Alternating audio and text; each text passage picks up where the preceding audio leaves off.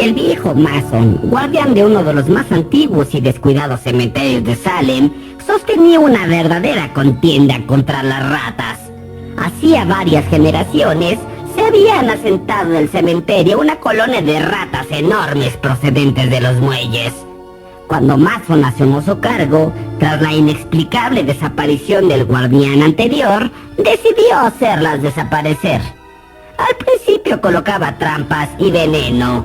Más tarde intentó eliminarlas a tiros, pero esas hordas voraces se multiplicaban e infestaban el cementerio. Eran grandes. Mason las había visto del tamaño de un gato, y cuando los sepultureros descubrían alguna madriguera, comprobaban con asombro que por aquellas malolientes galerías cabía sobradamente el cuerpo de una persona. Mason se asombraba de las extraordinarias proporciones de estas madrigueras. Recordaba ciertos relatos inquietantes que le habían contado al llegar a la vieja y embrujada ciudad de Salem. Ya habían pasado los viejos tiempos cuando persistían cultos perversos y ritos orgiásticos celebrados en honor a algunas antiguas deidades.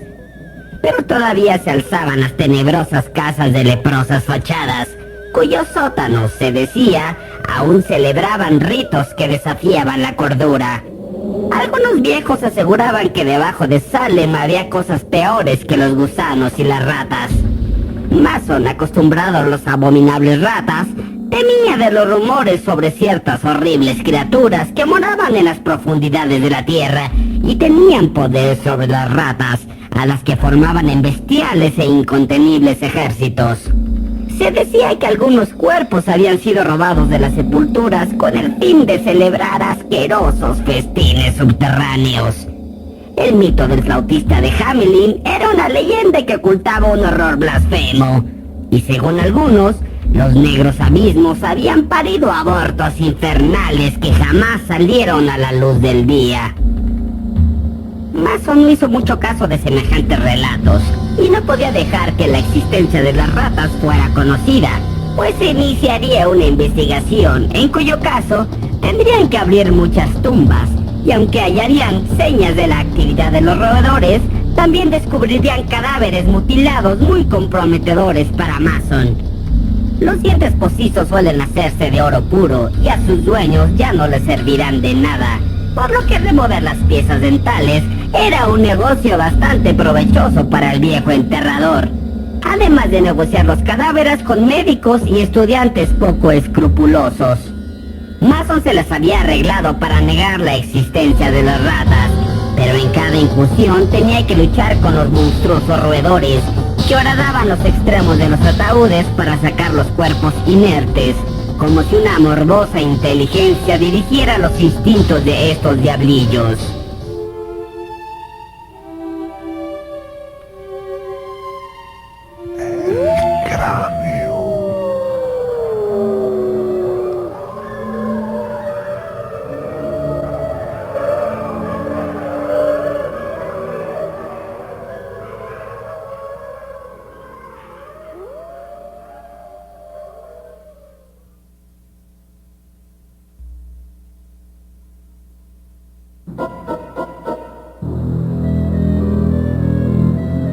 Mason se encontraba frente a una tumba abierta. Acababa de quitar la última palada de tierra húmeda. El clima era frío, con una ventisca que calaba y una lluvia fina pero pertinaz. El viejo Mason sacó de su bolsillo una lámpara para llevar a cabo su sacrílego negocio, cuando de repente se quedó rígido. Bajo la tapa de madera del ataúd donde se encontraba parado, sintió un rebullir inquieto, como si algo arañara o se revolviera dentro de la caja. Un terror súbito lo dejó paralizado, pero aquel sentimiento pronto dio paso a la rabia. Y dio cuenta que las ratas se le habían adelantado una vez más. El viejo rompió la tapa y enfocó el haz de la luz hacia el interior.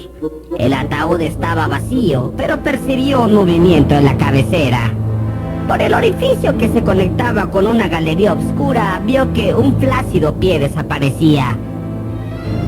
Mason se arrodilló en el ataúd y trató de jalar el cadáver, Pero en medio de un millar de chillidos agudos y agitados, las ratas lograron arrebatarle el botín. Mason traía consigo su revólver. Teniendo en la mente las mancuernillas y anillos del oro del defunto, se prendió la linterna al cinturón y se aventuró por el negro boquete. El túnel era angosto, pero podía ver cómo los zapatos del muerto se arrastraban al final de aquella oquedad. Mason trató de seguirlo lo más rápido que podía, pero había lugares donde apenas podía pasar. El aire era irrespirable por el hedor a carroña y putrefacción. En su trayecto el codicioso hombre cruzó por muchas bocas de túneles adyacentes. Las paredes estaban húmedas y pegajosas. Unos metros adelante vio montones de barro obstruyéndole el paso. En ese instante comprendió lo horrible de la situación. El corazón le dolía solo de pensar en un desprendimiento de tierra. Decidió abandonar la persecución, aunque ya casi alcanzaba al cadáver. También se dio cuenta de algo inquietante. No podía dar la vuelta.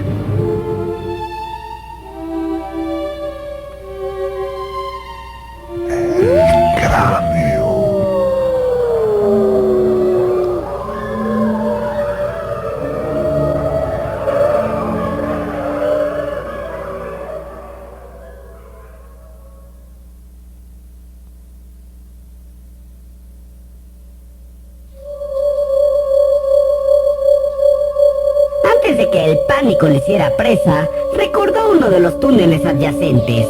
Retrocedió y con una maniobra dolorosa logró enfilarse hacia la salida. Cuando iniciaba el regreso, sintió como una punzada le atravesaba la pierna. Sintió unos dientes afilados en sus carnes y pateó frenéticamente mientras los chillidos excitados se escabullían. Al enfocar la linterna hacia atrás dejó escapar un gemido de horror. Una docena de enormes ratas le miraban atentamente y sus ojillos malignos brillaban bajo la luz. Eran bichos enormes y deformes.